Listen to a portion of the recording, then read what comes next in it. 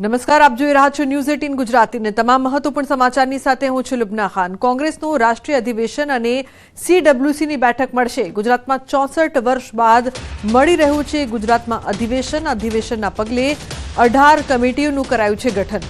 તો ગુજરાત કોંગ્રેસ યજમાન તરીકે અધિવેશનની કામગીરી કરશે। આગામી 8 અને 9 એપ્રિલે મળશે આ બેઠક। ઉલ્લેખનીય છે કે આગામી 8 એપ્રિલના રોજ સરદાર પટેલ સ્મારક ખાતે સીડબ્લ્યુસી આગામી 9 એપ્રિલના રોજ રિવરફ્રન્ટ પર અધિવેશન યોજાશે। સમગ્ર દેશમાંથી અંદાજિત 3000 આગેવાનો આપશે હાજરી। તો કોંગ્રેસ રાષ્ટ્રીય અધ્યક્ષ ખડગે, સોનિયા ગાંધી, રાહુલ ગાંધી, પ્રિયંકા ગાંધી સહિત દિગ્ગજ નેતાઓ, રાજ્યના સીએમ અને પૂર્વ સીએમ સહિત ધારાસભ્ય અને સાંસદ સભ્ય 2027ના ટાર્ગેટ સાથે ગુજરાતમાં થઈ રહ્યું છે અધિવેશન। રાહુલ ગાંધી કે પ્રિયંકા ગાંધી સંભાળશે ગુજરાતની ધુરા। ગુજરાત કોંગ્રેસના કંગાળ પ્રદર્શન બાદ કેન્દ્રીય નેતૃત્વ નારાજ। વર્તમાન કોંગ્રેસની કાર્યપદ્ધતિથી રાહુલ ગાંધી નારાજ। તો અધિવેશનમાં કોંગ્રેસના આગામી કાર્યક્રમમાં જાહેર કરાશે ઠરાવો। કોંગ્રેસ આગામી કયા મુદ્દાઓ સાથે લડત આપશે? અધિવેશન અને સીડબ્લ્યુસીના પગલે 15થી વધુ હોટલ બુક કરાઈ છે। અલગ અલગ કમિટીઓ બનાવીને સોંપાઈ છે જવાબદારીઓ। અધિવેશન બાદ કોંગ્રેસમાં નવા જૂની થઈ શકે તેવા પણ એંધાણ। કોંગ્રેસના માળખામાં થશે મોટા ફેરફાર। પ્રદેશ કોંગ્રેસ પ્રમુખ પણ બદલાય તો નવાઈ નહીં।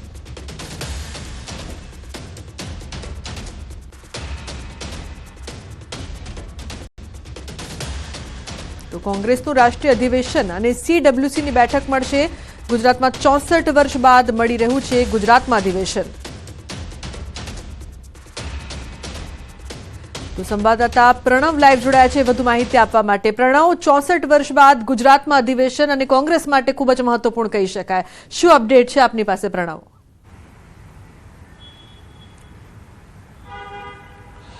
કહી શકાય કે આ અધિવેશન છે કોંગ્રેસને નવા પ્રાણ ફૂંકવા માટેનું આ અધિવેશન છે ગુજરાતમાં થઈ રહ્યું છે। ગુજરાત કોંગ્રેસ તેનું યજમાન છે તે બની રહ્યું છે। 64 વર્ષ બાદ પહેલા 64 વર્ષ પહેલા ભાવનગર ખાતે અધિવેશન મળ્યું હતું, ત્યારબાદ 64 વર્ષના અનેક સમય 6 દાયકાઓ બાદ કોંગ્રેસનું રાષ્ટ્રીય અધિવેશન છે તે ગુજરાતમાં મળવા જઈ રહ્યું છે। ખાસ કરીને અધિવેશનને પગલે કોંગ્રેસ પાર્ટી અલગ અલગ જે કમિટીઓ છે તે બનાવી છે। 18થી પણ વધુ અલગ અલગ કમિટીઓ બનાવીને જે તમામ લોકોનું અહીં સ્વાગત થાય, કારણ કે આ અધિવેશનની અંદર તમામ કોંગ્રેસના જે વરિષ્ઠ નેતાઓ છે, શીર્ષ નેતૃત્વ છે, સમગ્ર ભારત વર્ષમાંથી તમામ જે કોંગ્રેસ શાસિત રાજ્યો છે તેના સીએમ, એક્સ સીએમ, સાથે સીએલપી લીડર્સ, પ્રેસિડેન્ટ, ધારાસભ્યો, સંસદ સભ્યો એ તમામ લોકો અહીં આવવાના છે અને કોંગ્રેસ છે ગુજરાતની અંદર કઈ રીતે મજબૂત થાય તે પ્રકારના પ્રયાસો અહીં કરવામાં આવશે। એ પણ મહત્વપૂર્ણ છે કે 64 વર્ષ બાદ મળેલું આ અધિવેશન કોંગ્રેસને નવા પ્રાણ આપનારું બનશે, કારણ કે 2027ના જે ઇલેક્શનો છે તેનો ટાર્ગેટ છે તે અધિવેશનના માધ્યમથી કોંગ્રેસ પાર્ટી કરવા જઈ રહી છે। અને ખાસ કરીને રાહુલ ગાંધી પણ સતત એક ટકોર છે તે ગુજરાત કોંગ્રેસને કરી રહ્યા છે કે ગુજરાત કોંગ્રેસને વધુ મજબૂત કરવા માટે અને 2027ના ઇલેક્શનના ટાર્ગેટ સાથે જે કહી શકાય કે આ અધિવેશન છે તે ગુજરાતમાં થઈ રહ્યું છે। અલગ અલગ જે કમિટીઓ છે તેની અંદર અલગ અલગ કમિટીના જે સભ્યો છે કોંગ્રેસના, ગુજરાત કોંગ્રેસના જે નેતાઓ છે તેને પસંદ કરવામાં આવી છે। ચેરમેનો હોય, કોર્ડિનેટર છે, સાથે જ કન્વીનરો છે તેની નિમણૂક કરવામાં આવી છે। તેમાં કોંગ્રેસ પાર્ટીના જે વર્તમાન ધારાસભ્યો છે, પૂર્વ ધારાસભ્યો છે, જે નેતાઓ છે તેને અલગ અલગ જવાબદારી છે અધિવેશન લઈને સોંપવામાં આવી છે। તેથી તમામ શીર્ષ નેતૃત્વ જે કહી શકાય કે ગુજરાતના 3 દિવસીય મહેમાનો બનશે। એમાં તેમાં અલગ અલગ જે કાર્યક્રમો છે તેની અંદર એ કહી શકાય કે ગાંધી આશ્રમ ખાતે પણ એક સભા થશે, તેની અંદર પણ તમામ લોકો જે પ્રાર્થના કરશે અને કહી શકાય કે આ અધિવેશન ગુજરાતને નવા પ્રાણ ફૂંકવા માટે હશે। બિલકુલ પ્રણવ, આપ જોડાયેલા રહેશો। તો ગુજરાતમાં મળશે કોંગ્રેસનું સીડબ્લ્યુસીનું અધિવેશન। મહત્વપૂર્ણ છે કે કોંગ્રેસનું ગુજરાતમાં અધિવેશન ખૂબ જ મહત્વપૂર્ણ માનવામાં આવી રહ્યું છે। 2027ના ટાર્ગેટ સાથે ગુજરાતમાં અધિવેશન થઈ રહ્યું છે, પરંતુ રાહુલ ગાંધી કે પ્રિયંકા ગાંધી તેની કમાન સંભાળશે તે જોવું રહ્યું। ગુજરાતમાં કોંગ્રેસના પ્રદર્શનથી નેતૃત્વ નારાજ છે, તો વર્તમાન કાર્યપદ્ધતિથી રાહુલ ગાંધી પણ નારાજ છે।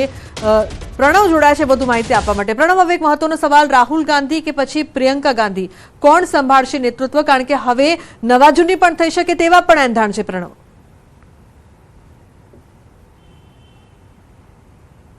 ચોક્કસ એ માનશે કે અધિવેશનનો મુખ્ય ઉદ્દેશ્ય જ એ છે કે ગુજરાત કોંગ્રેસને કઈ રીતે મજબૂત કરવું, કઈ રીતે નવા પ્રાણ છે ગુજરાત કોંગ્રેસમાં ફૂંકવા, તેને લઈને જ જે કહી શકાય કે અગાઉ રાહુલ ગાંધી ગુજરાત આવ્યા હતા તેઓ જાહેર મંચ ઉપરથી કહ્યું હતું કે ગુજરાત કોંગ્રેસમાં કેટલાક એવા જે ઘોડાઓ છે કે જે ભારતીય જનતા પાર્ટી સાથે સેટિંગ કરી રહ્યા છે, તેના જ કારણે કોંગ્રેસ પાર્ટી નબળી પડી રહી છે. જાહેર મંચ ઉપર કદાચ કોઈ નેતા કહે કદાચ આ પહેલી ઘટના હશે, તેને લઈને જ ગુજરાત કોંગ્રેસના નેતાઓની જાહેરમાં ઝાટકણી છે રાહુલ ગાંધીએ કાઢી હતી. જે બેઠકો મળી હતી રાહુલ ગાંધી સાથે તમામ જે બ્લોક લેવલના પ્રમુખો, ત્યારે પણ એક ડિમાન્ડ ઉઠી હતી કે પ્રિયંકા ગાંધીને ગુજરાતની કમાન છે તે સોંપવામાં આવે, ગુજરાતના પ્રભારી તરીકે પ્રિયંકા ગાંધીને અહીં મૂકવામાં આવે. એટલે કહી શકાય જે કોંગ્રેસના જાણકાર સૂત્રો માહિતી આપી રહ્યા છે એ પ્રમાણે જે 8 અને 9 અહીં અધિવેશન અને CWCની બેઠક મળવાની છે, ત્યારબાદ ગુજરાત કોંગ્રેસમાં મોટા પરિવર્તનો આવશે. પ્રદેશ પ્રમુખથી લઈને તમામ સંગઠનની અંદર મોટા પરિવર્તનોના એંધાણ છે આ અધિવેશન છે તે લાવી રહ્યું છે. અધિવેશન માટે ગુજરાત કોંગ્રેસ યજમાન તો બન્યું છે, હાલ વર્તમાન પ્રમુખ છે તેની સમગ્ર જવાબદારી સોંપવામાં આવી છે, પરંતુ આ અધિવેશન એટલા માટે જ કરવામાં આવી રહ્યું છે કારણ કે રાહુલ ગાંધીએ પણ લોકસભાના પોતાની સ્પીચની અંદર સ્પષ્ટપણે કહ્યું હતું કે 2027નો ટાર્ગેટ એ ગુજરાત કોંગ્રેસ પાર્ટી માટે રહેશે. તેના જ અંતર્ગત આખું અધિવેશનનું આયોજન ગુજરાતમાં થાય છે. સાથે જ રાહુલ ગાંધી અને પ્રિયંકા ગાંધી સમગ્ર બારડોળ જે છે એ ગુજરાત કોંગ્રેસે તે પોતાના હાથમાં લેશે અને એ પણ માનવામાં આવી રહ્યું છે કે પ્રદેશ પ્રમુખ સહિત તમામ જે નેતાઓ છે કદાચ તેને બદલાવ થાય તો તે નવાઈ નહીં કહેવાય, કારણ કે ગુજરાત કોંગ્રેસના જ આ સિનિયર નેતાઓમાં એ ગણગણાટ શરૂ થઈ ગયો છે કે અધિવેશન બાદ કોંગ્રેસનું શું થશે. કારણ કે જે રીતે રાહુલ ગાંધી આક્રમક બન્યા છે, રાહુલ ગાંધીએ જે રીતે ગુજરાતને ટાર્ગેટ કર્યો છે તેને લઈને જ રાહુલ ગાંધી જાહેર મંચ ઉપર પણ કહે છે અને જે નેતાઓ ભારતીય જનતા પાર્ટી સાથે સેટિંગ કરી રહ્યા છે, ભારતીય જનતા પાર્ટી સાથે જે રીતે કામ કરી રહ્યા છે તે પણ એક આખો રિપોર્ટ છે એ દિલ્હી હાઈકમાન્ડને રાહુલ ગાંધી સમક્ષ મળ્યો છે. તેના આધારે જ રાહુલ ગાંધીએ સ્પષ્ટ કહ્યું હતું કે 20 થી 40 એવા નેતાઓ ભલે હોય એ તમામ નેતાઓને બહારનો રસ્તો છે તે બતાવી દીધું છે. ચોક્કસ આ અધિવેશન અને અધિવેશન બાદ ચોક્કસ એક નવા વાદળો છે તે કોંગ્રેસ પાર્ટી માટે જોવા મળશે. બિલકુલ પ્રણવ, આપ જોડાયેલા રહેશો અમારી સાથે. તો જે પ્રકારથી નવા પ્રાણ ફૂંકાવવા માટે પણ આ અધિવેશન ખૂબ જ મહત્વપૂર્ણ છે. કોંગ્રેસનું ગુજરાતમાં જે અધિવેશન છે તેમાં જે પણ લોકો છે જે મિલીભગત કરી રહ્યા છે તેમના પર રાહુલ ગાંધીની ખાસ લાલ આંખ રહેશે. અધિવેશન બાદ કોંગ્રેસમાં નવા જૂનીના પણ એંધાણ જોવા મળી શકે છે. કોંગ્રેસના માળખામાં મોટા ફેરફાર પણ થઈ શકે તેવી પણ સંભાવના. પ્રદેશ કોંગ્રેસ પ્રમુખ પણ બદલાય તો નવાઈ નહીં. પ્રણવ જોડાયા છે વધુ માહિતી આપવા માટે. પ્રણવ, હવે નવા જૂનીના જે એંધાણ છે, પ્રદેશ પ્રમુખ બદલાવાની જે ચર્ચાઓ છે તેને લઈને હાલની આપની પાસે શું માહિતી છે?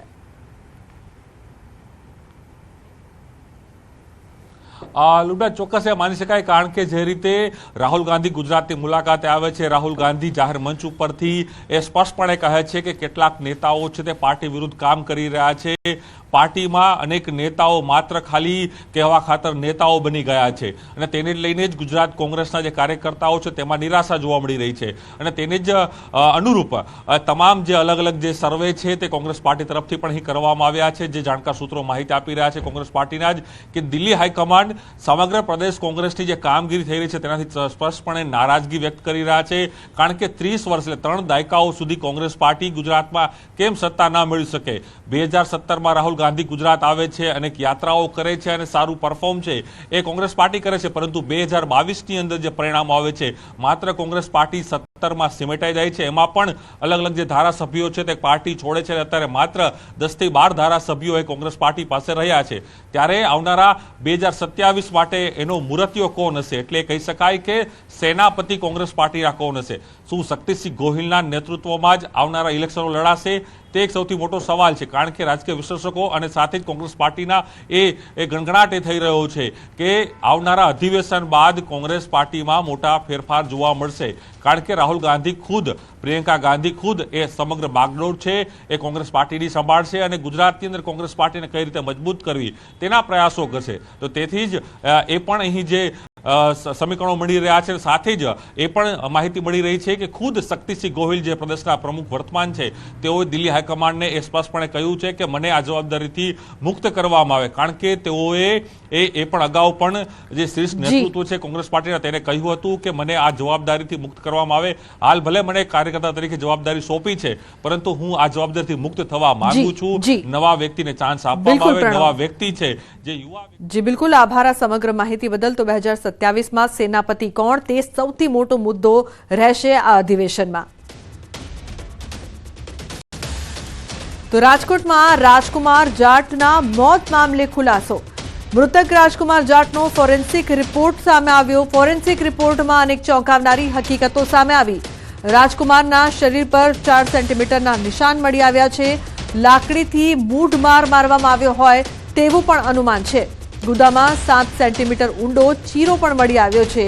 4 સેન્ટીમીટરના નિશાન અકસ્માતમાં કઈ રીતે પડે તે અંગે સવાલો ઉઠ્યા છે.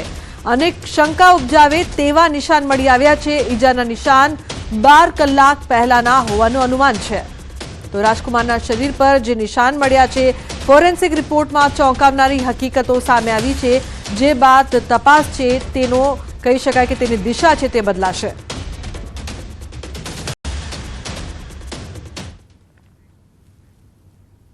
હવે વાત કરીશું આફતની આગની.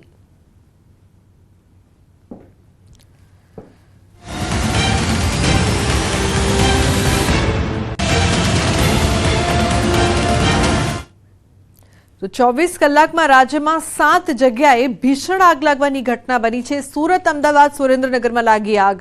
કચ્છ, બોટાદ અને નવસારીમાં પણ ભીષણ આગની ઘટના. સુરતના કુડસદ જીઆઈડીસીમાં આગ બાદ બ્લાસ્ટ થયું. ડાઇંગ મિલમાં ઓઇલ ટેન્કમાં આગ લાગ્યા બાદ બ્લાસ્ટ થયો હતો. તો બ્લાસ્ટ થયા બાદ ટેન્કનું ઓઇલ આસપાસની કંપની રોડ પર પથરાયું. આગને પગલે અફરાતફરી સર્જાઈ હતી. કામદારોએ પાણીનો મારો ચલાવીને આગ પર કાબુ મેળવ્યો છે. તો આ તરફ ઊન પાટિયા સનાબિલ 4 રસ્તા પાસે ઊન ઇન્ડસ્ટ્રીયલમાં આવેલ અલી ટેક્સટાઇલમાં આગ લાગી હતી. તો બીજી તરફ માણેક ચોક પીએ સાબુવાલાની દુકાનમાં આગ લાગી હતી. ત્યારે સુરેન્દ્રનગરમાં પેપર મિલમાં લાગેલી ભીષણ આગ પર ભારે જહેમત બાદ કાબુ મેળવાયો છે. સુરેન્દ્રનગર ધ્રાંગધ્રા રોડ પર આવેલ પેપર મિલમાં લાગેલી આગ પર કાબુ મેળવવા ધ્રાંગધ્રાની આર્મીની મદદ લેવામાં આવી હતી. નવલગઢ ગામના પાટિયા પાસે આવેલ પેટશન પેપર મિલમાં લાગેલી આગ બેકાબુ. પેપર મિલમાં રહેલ પેપર પુઠ્ઠાના કારણે આગે વિકરાળ સ્વરૂપ ધારણ કર્યું. તો કચ્છના કેડાણા નજીક કચરામાં આગ ભભૂકી. ગાંધીધામની ભાગોળે આવેલા ખુલ્લા વિસ્તારમાં કચરાના ઢગલામાં આગ. મહાનગરપાલિકા દ્વારા જ અહીં કચરો ઠલવાતો હોવાનો આક્ષેપ કરાયો.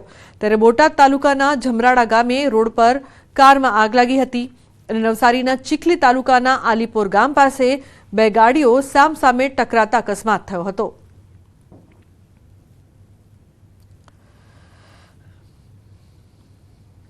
તો વાઘોડિયામાં જીઆરડી જવાન મિત્રો સાથે દારૂની મહેફિલ માણતા ઝડપાયા. 5 દેવલા ગામે પેટ્રોલિંગ પર નીકળેલા પીઆઈ મહેફિલ પર રેડ કરવા પહોંચ્યા. તો બાઇક પર પોલીસનો દંડો જોઈને ચોંકી ઉઠ્યા. મહેફિલ માણતા જીઆરડી જવાનને અન્ય 5 મિત્રો સાથે ઝડપીને કાર્યવાહી કરવામાં આવી છે. જીઆરડી જવાન ધનરાજસિંહ ચૌહાણ જ્યાં ફરજ બજાવે છે તે જ પોલીસ સ્ટેશનમાં લોકઅપમાં ફિટ કરવામાં આવ્યા. હાલ જરોદ પોલીસ મથકે ફરજ બજાવતા જીઆરડી જવાન સહિત કુલ 7 સામે ફરિયાદ નોંધાઈ. તો દારૂ આપનાર આસોજ ગામના બુટલેગર વિજય રાઠોડ ઉર્ફે ચાઇનાને વોન્ટેડ જાહેર કરાયો છે. વિદેશી શરાબ સહિત કુલ 4,06,000નો મુદ્દામાલ પણ જપ્ત કરવામાં આવ્યો છે.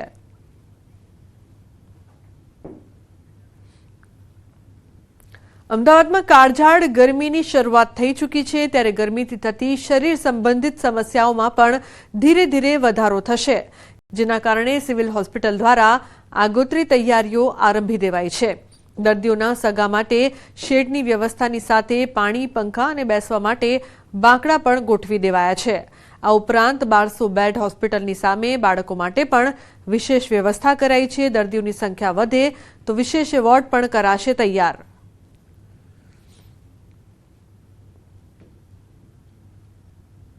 અતિશય માથું દુખતું હોય, વીકનેસ હોય કે કંઈક વોમિટિંગ, ડાયરિયા થાય, આ બધા જ સિમ્ટમ્સ છે જે આમ વેગ સિમ્ટમ છે કે જે કોઈને પણ વ્યક્તિને હિટ સ્ટ્રોક થાય તો આવા સિમ્ટમ સાથે આવવાના છે. એ પોતે બ્લડ પ્રેશરનો બીમાર હોય તો પણ એને હેડેક થઈ શકે ને આના હિસાબે પણ થઈ શકે.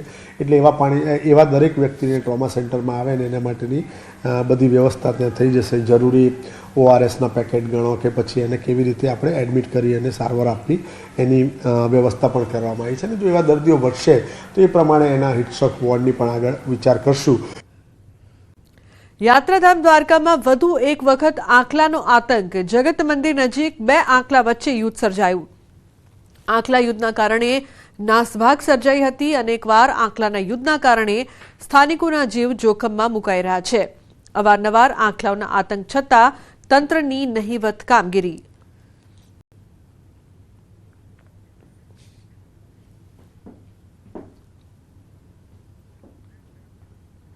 તો બુલેટિનમાં હાલ રોકાઈશું એક બ્રેક માટે। આપ જોતા રહો ન્યૂઝ 18 ગુજરાતી।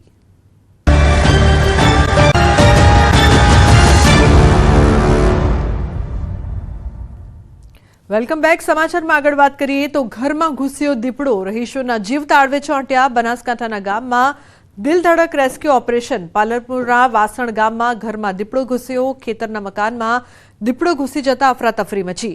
તો ઘરમાં દીપડાની લટાર વિડીયોમાં કેદ થઈ છે। રહીશોએ મકાનમાં ઘૂસેલા દીપડાને કેમેરામાં કેદ કર્યો છે। દીપડો ઘરમાં ઘૂસતા વન વિભાગને જાણ કરવામાં આવી છે।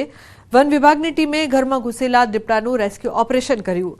તો દીપડાને પાંજરે પૂરતા ગ્રામજનોએ રાહતનો શ્વાસ લીધો હતો। તો સમગ્ર ઘટના આપ જોઈ શકો છો કઈ રીતે વન વિભાગને દીપડાને પાંજરે પૂર્યા હતા। સાબરકાંઠામાં વધુ એક માર મારતો વિડીયો વાયરલ થયો છે। ચોરી કરીને ભાગતા વીજપોલ સાથે બાંધીને માર માર્યો। પોલો ગ્રાઉન્ડ વિસ્તારમાં માર માર્યાની ઘટના। માર માર્યાનો વિડીયો થયો છે વાયરલ। વિડીયોમાં લોકોએ લાકડીઓ અને ચંપલ વડે શખ્સને ઢોર માર માર્યો હતો। લોકોએ કાયદો હાથમાં લેતા અનેક સવાલો ઉઠ્યા છે।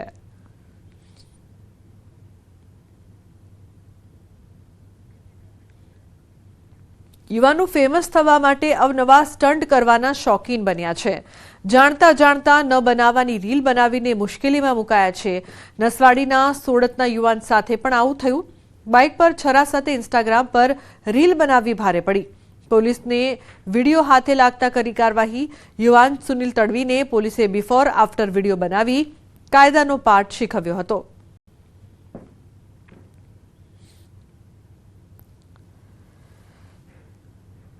તો આ સમગ્ર મામલે પોલીસે કાર્યવાહી કરી। પહેલાના દ્રશ્યો જેમાં આ યુવક રીલ બનાવી રહ્યો છે, છરા લઈને રીલ બનાવીને રોફ જમાવતો જોવા મળી રહ્યો છે। બાઇક પર છરા સાથે રીલ બનાવી હતી અને જોખમી સ્ટન્ટ કર્યા। જે બાદની કાર્યવાહી પછીના જે દ્રશ્યો છે તે આપ જોઈ શકો છો કઈ રીતે પોલીસ દ્વારા કાર્યવાહી કરવામાં આવી અને આ રીલ આ યુવકને ભારે પડી। તો પહેલાના અને પછીના આ દ્રશ્યો સામે આવ્યા છે।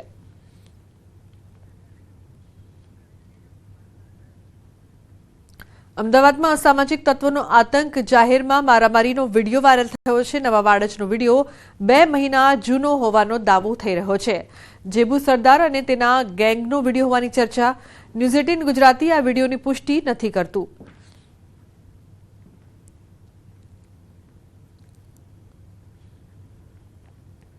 તો સુરેન્દ્રનગરમાં કેમિકલ ચોરીનો પર્દાફાશ। ગાંધીનગર એસએમસીએ કેમિકલ ચોરી ઝડપી પાડી। રાજકોટ અમદાવાદ હાઈવે પર હોટલમાં દરોડા। 30,000થી વધુ કેમિકલ સહિત 74 લાખથી વધુનો મુદ્દામાલ છે તે જપ્ત કરવામાં આવ્યું। કેમિકલ ચોરીમાં 7 સામે ગુનો, 1 સકંજામાં। એસએમસીની ટીમ દ્વારા રેડ કરતા સ્થાનિક પોલીસની કામગીરી સામે ફરી એકવાર સવાલો ઉઠ્યા છે। તો કેમિકલ ચોરીનો પર્દાફાશ થયો છે। ઉલ્લેખનીય છે ગાંધીનગર એસએમસીએ કેમિકલ ચોરી છે તે ઝડપી પાડી છે। રાજકોટ અમદાવાદ હાઈવે પર હોટલમાં દરોડા પાડવામાં આવ્યા। તો કેમિકલ ચોરીમાં 7 સામે ગુનો જ્યારે 1 સકંજામાં। તો ગાંધીનગર એસએમસીએ કેમિકલ ચોરી ઝડપી પાડી હતી। ઉલ્લેખનીય છે કે પોલીસ દ્વારા કાર્યવાહી કરવામાં આવી, જેમાં રાજકોટ અમદાવાદ હાઈવે પર હોટલમાં પોલીસ દ્વારા દરોડા પાડવામાં આવ્યા, જેમાં કેમિકલ ચોરી ઝડપાઈ। 7 સામે ગુનો દાખલ કરવામાં આવ્યો છે, જ્યારે 1 આરોપી સકંજામાં। અત્યારે ખેડૂતો પ્રાકૃતિક ખેતી તરફ વળી રહ્યા છે। પ્રાકૃતિક ખેતીથી જણસના પૂરા ભાવ મળી રહે તે માટે સરકાર દ્વારા પણ અથાગ પ્રયત્નો કરવામાં આવી રહ્યા છે। ત્યારે વધુને વધુ ખેડૂતો પ્રાકૃતિક ખેતી તરફ વળે તે માટે જૂનાગઢ કૃષિ યુનિવર્સિટી ખાતે ત્રિદિવસીય ટ્રેડ ફેર કૃષિ મેળાનું આયોજન કરવામાં આવ્યું છે, જેમાં મોટી સંખ્યામાં પ્રાકૃતિક ખેતી કરતા ખેડૂતોએ પોતાની ખેતીની જણસ લાવી તેનું નિદર્શન કર્યું હતું અને હાજર રહેલ ખેડૂતોએ પ્રાકૃતિક ખેતી અંગે માર્ગદર્શન મેળવી ખરીદી કરી હતી। પ્રાકૃતિક ખેતીને પૂરતું માર્કેટિંગ મળે તેવા હેતુથી આવા કૃષિ મેળા કરાઈ રહ્યા છે।